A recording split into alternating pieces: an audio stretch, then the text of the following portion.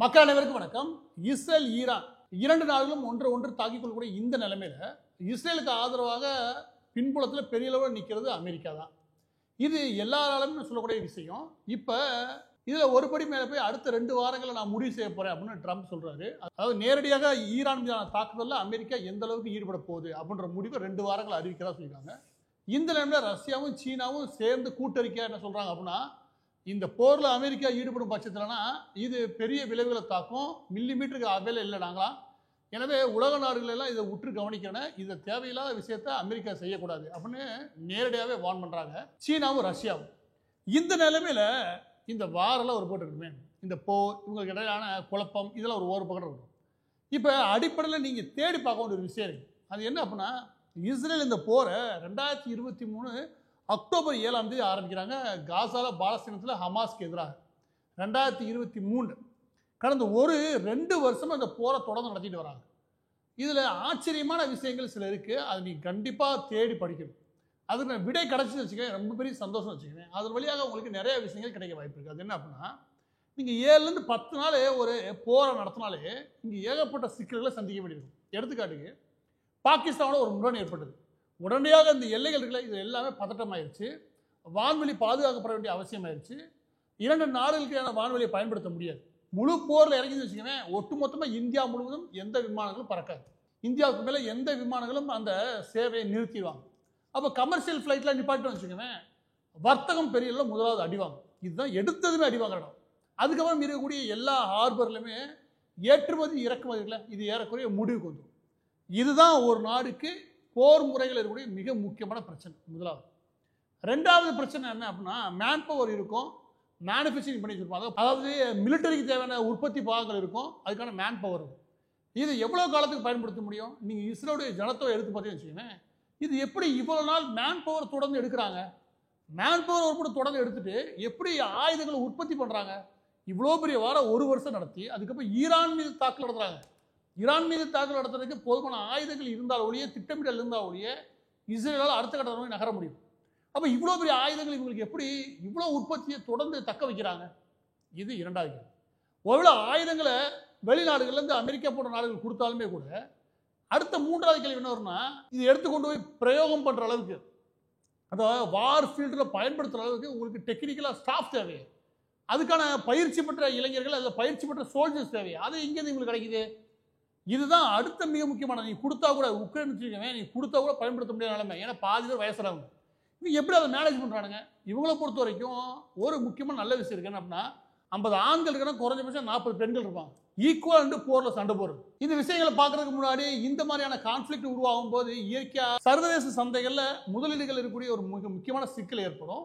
இந்த சிக்கலான சூழலில் எப்படியான இன்வெஸ்ட்மெண்ட் இப்போ பண்ணுறது புத்திசாலித்தனம் கேட்டீங்கன்னா, டாடா ஏஐஏ லைஃப் அவங்க ஒரு என்எஃப்ஓ அறிவிக்கிறாங்க. இந்த என்எஃப்ஓட பேர் டாப் 200 ஆல்ஃபா 30 இண்டெக்ஸ் ஃபண்ட். கடைசி தேதி வர ஜூன் 30. இந்த என்எஃப்ஓடைய முழு விவரங்கள் தெரிஞ்சிருக்கு, டிஸ்கிரிப்ஷன் லிங்க் இருக்கு, அதை போய் பாருங்க. இதுல மேலும் விவரங்கள் தெரிஞ்சிருக்கு, அதுலயே நீங்க போய் லிங்க் கிளிக் பண்ணி நீங்க தமிழ்லே கேட்டா கூட பதில் சொல்லுவாங்க. இந்த என்எஃப்ஓ இண்டெக்ஸை பொறுத்த வரைக்கும் கடந்த 5 வருஷம் 10 வருடங்களுக்கான ரிட்டர்ன் இருக்குல்ல, இது எல்லாம் நீங்க பாத்தீங்கன்னா கடந்த 5 வருடங்களுக்கு சுமார் 31%, கடந்த 10 வருடங்களில் சுமார் 22.3% அளவுக்கு இவங்க ரிட்டர்ன் கொடுத்துருக்காங்க. ஒரு எடுத்துக்காட்டுக்கு இந்த இண்டெக்ஸை பொறுத்த வரைக்கும் நீங்க ஒரு 2015 ஒரு 10 லட்ச ரூபா போட்டீங்கன்னா இது ஏறக்குறைய இன்றைய தேவை சுமார் 75 லட்ச ரூபாய் கிடைக்கும். இதோட என்ஏவி 10 ரூபாயில் ஆரம்பிக்குது. இதை நீங்க 2000 இன்வெஸ்ட் பண்ண ஆரம்பிக்கலாம். இதுல அடுத்த மிக முக்கியமான விஷயம், இதுல நீங்க மந்த்லி எவ்வளவு பிரீமியம் கட்டுறீங்களோ அதுல சுமார் 120 மடங்கு உங்களுக்கு லைஃப் கவரேஜும் உண்டு. அதோட நீங்க இதுல வருடாந்திரம் சுமார் 2.5 லட்சம் வரைக்கும் நீங்க இன்வெஸ்ட்மெண்ட் பண்றீங்களா, அதுக்கு கிடைக்கக்கூடிய ரிட்டர்ன், அதுக்கு டாக்ஸ் கிடையாது. அதோட சேர்த்து நீங்க என்ஆர்ஐ இருக்கீங்கன்னா மாசம் 18,000 ரூபாயில இருந்து நீங்க இன்வெஸ்ட்மெண்ட் பண்றீங்கன்னா சுமார் 2 கோடி வரைக்கும் உங்களுக்கு ரிட்டர்ன் கிடைக்கிற வாய்ப்பு உண்டு. ஸோ எனவே இந்த என்எஃப்ஓ பற்றி தெரிஞ்சுக்கிறதுக்கு நீங்கள் வீடியோடைய டிஸ்கிரிப்ஷன் லிங்க் இருக்குது, QR கோட் இருக்குது ஸ்க்ரீனில், அதை பார்த்து தெரிஞ்சுக்கோங்க. இப்போ மீண்டும் இஸ்ரேல் விவகாரத்தில் வரலாம். எதனால் இதில் நம்ம படிக்க வேண்டி இருக்குன்னு கேளுங்க. என்னன்னா, இந்த வார் தொடங்கினதுமே இதனுடைய வான்வெளிகள் முழுமையாக அடைக்கப்பட்டது. அப்போ உங்களுக்கு கமர்ஷியல் ஃப்ளைட் எதுவுமே ஆப்ரேட் பண்ண போகிறது கிடையாது. அதோட சேர்த்து எல்லா போர்ட்டுமே அடைச்சிட்டாங்க. நீங்களே தேடி பார்த்தா தெரியும், இஸ்ரேலுடைய அந்த மேன் பவர்ல அதுல அவங்களுக்கு பாலஸ்தீன், காசா, வெஸ்ட் பேங்க் போன்ற பகுதிகளில் ஒர்க் பர்மிட் கொடுத்துருப்பாங்களா, அவங்க எல்லாரும் திருப்பி அனுப்பிட்டாங்க. இதோட சேர்த்து இவங்க அனுப்புனது போக வெளிநாடுலேருந்து ஒர்க் பண்ணியிருப்பாங்க, அவங்களும் போயிட்டாங்க. இப்போ ஒர்க் பர்மிட்டோட இருக்கிறவங்க மற்ற இந்த ஸ்டூடெண்ட்ஸ் விசா போயிருப்பாங்க, இவங்க எல்லாரும் வெளியே போயிடுறாங்க. ஒர்க் பர்மிட் தான் ரொம்ப முக்கியம். அப்போ வேலையால் போயிடுறாங்க. அப்போ லேபருக்கான டிமாண்ட் அதிகரிக்கும்ல, இது ஒரு பகுதி. இன்னொரு பக்கத்து மேனுஃபேக்சரிங் செக்டர் வரிசையாக நிற்கிது. அவங்க தொடர்ந்து வேலையை கொண்டு போக முடியாது. கன்ஸ்ட்ரக்ஷன் செக்டர் ஏற்கனவே முடிவுக்கு வந்துருச்சு, நிப்பாட்டாங்க வேலையை. டூரிசம் செக்டர், வெளிநாட்டு பயணிகள், சுற்றுலா பயணிகள், இவங்களுடைய வருமானம் மிக முக்கியமானது இஸ்ரேலுக்கு. அதுவும் ஜீரோ. ஏன்னா இந்த இடத்துல வரப்போகிறது கிடையாது. ஆபிரகாமிக் மதங்களுடைய மிக முக்கியமான புனித பூமி இருக்கக்கூடிய இடம். எனவே அந்த இடத்துக்கு போகக்கூடிய பயணிகளுடைய எண்ணிக்கை எப்போதுமே அதிகமாக இருக்கும். அதுவும் ஜீரோவுக்கு வருது. இப்படி எல்லா செக்டாரும் ஏறக்குறைய பெரிய லெவலில் அடி வாங்குது அடுத்த 3 மாதத்தில். ஆனால் எதையுமே திரும்பி பார்க்காம தொடர்ந்து இஸ்ரேலால் எப்படி பயணிக்க முடியுது 2 வருஷமா. இது ஒரு போட்டு பொருளாதார பிரச்சனையை உருவாக்கணும்னா, இன்னொரு போட்டு பார்த்தீங்கன்னு வச்சுக்கோங்க, நீங்கள் ஹெல்த் செக்டர், அதாவது மருத்துவம் சார்ந்த தேவைகளுக்கு அது அதிகரிக்கும், அதனுடைய செலவினங்கள் அதிகரிக்கும். அதில் இன்சூரன்ஸ் செக்டார் இருப்பான். எடுத்துக்காலம் சொல்கிறேன், இங்கே இன்சூரன்ஸ் செக்டார் இருக்குது. திடீர்னு இப்படி பிரச்சனை வச்சுச்சுமே கையை கழுவிடுவான். ஏன்னா நீங்கள் நாடு நார்மலாக இருந்தால் தான் நான் இன்சூரன்ஸ் கொடுப்பேன், நீங்கள் வேலை ஏதாவது இழுத்து வந்து நிற்பீங்க, நான் இன்சூரன்ஸ் கொடுத்து நான் நட்டத்தில் நிற்பேன் அப்படி எவனாவே கேட்பான். அப்போ அவனுக்கும் பதில் சொல்லியான். அந்த இன்சூரன்ஸ் செக்டாரை மேனேஜ் பண்ணுறானுங்க.